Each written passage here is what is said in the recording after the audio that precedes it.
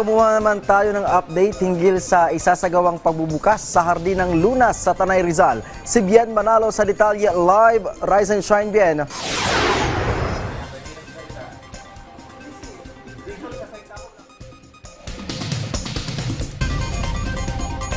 Isang malamig na umaga sa iyo, Ryan. Andito kami ngayon sa Tanay Rizal para sa launching ng 2IDs Hardin ng Lunas sa Camp Mateo, Kapinpina.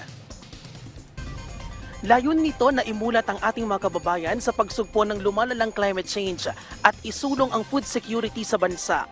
Magkakaroon din ng tree planting. Bahagi ng programa ang pagbibigay ng pagsasanay sa mga magsasaka kaugnay sa organic vegetable farming methods.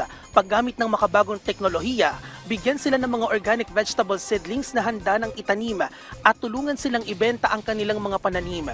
Bibigyan din ng Hardin ng Lunas ng sustainable food at alternative medicine ang mga residenteng nakatira sa mga lugar sa ilang komunidad sa Tanay.